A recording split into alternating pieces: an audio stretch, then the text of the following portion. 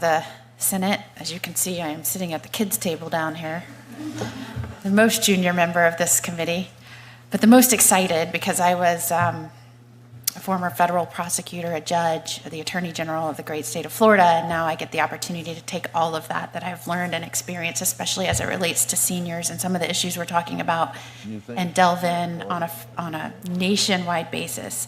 And I want to thank you because as I'm hearing you, you're coming up with real solutions and recommendations, pointing out challenges in the way we are structured and the way we share information, the way we might approach this in a more organized, efficient way.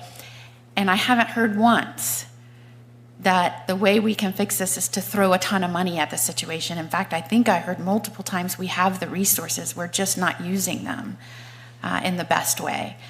And so as I have been here now for almost 5 months, one thing that continues to shock me is that we will sit through these hearings and will be, and I believe I've sat on a hearing of similar substance, and going down the line, we need more money, if you only give us more money, and it seems pretty now obvious how we have ended up as a nation with $36 trillion in debt, because there's a culture now here in Washington, and I guess it is now expected by everyone to fix a problem. The only way to do that is you just throw endless amounts of cash at it.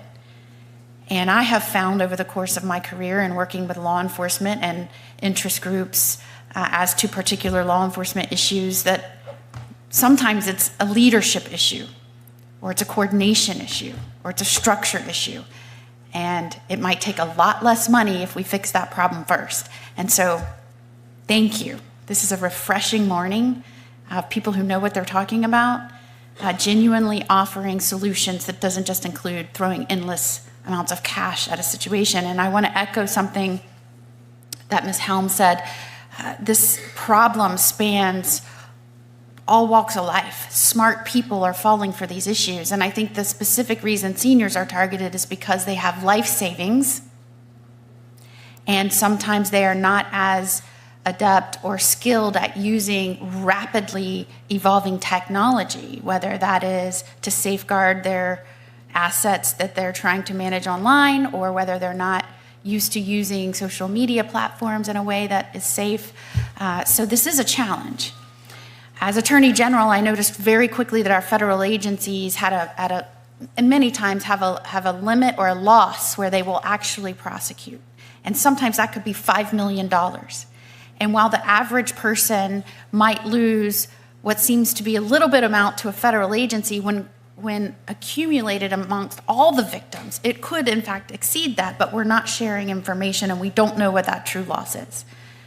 So in Florida, as Attorney General, we set out to create the first of its kind in the nation at a statewide level, working with our individual counties of law enforcement and even then our cities to make sure they knew that there was a state-level resource to share this information, these victims, so we could accumulate that data and go after. And we saw some success right away. You have the skilled people at the statewide level that were able to help their local jurisdictions and law enforcement. And if it met a certain threshold, then start working with the federal government when they would take that. And I'll start with you, Mr. Berku. I think you alluded to this.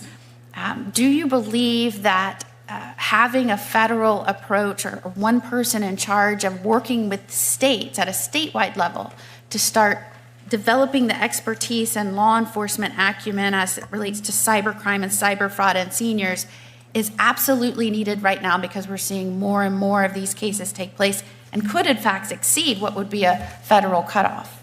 Yeah, I think absolutely. I think it's right for federal leadership, for federal coordination with the states and across the federal government too, because even with the federal, the FTC, FBI, FCC, DOJ, they all have a role. And so just that we need a central coordinator that raises this issue to the level of prioritization it deserves. And I'll turn to you, Mr. Fenta. You kept referencing the problem here are these silos. There's no information gathering. There's no organizational structure to have the folks that are dealing with it at a federal level interfacing with statewide, because most states don't have targeted teams like this. What would be your recommendation if one were to approach doing that at a federal level? Where would you even start? I would basically start with what we we already have. We've figured this problem out to some degree with respect to internet crimes against children. Right? We put ICAC task forces in every major city in the United States, predominantly staffed by state and local officers, with a vertical prosecution model, DA's office, U.S. Attorney's office working together. These ICACs are able to actually infuse the hundreds of thousands of leads they get every year. We could duplicate that with EJTFs and actually start to get our hands wrapped around this problem. And the thing that we don't understand, or that we're not seeing, is because there's so few cases right now, the amalgamation of the intelligence of those few cases will get dramatically heightened when you have more of those cases. So if we just mimicked that model and built these EJTFs, it would start to change things.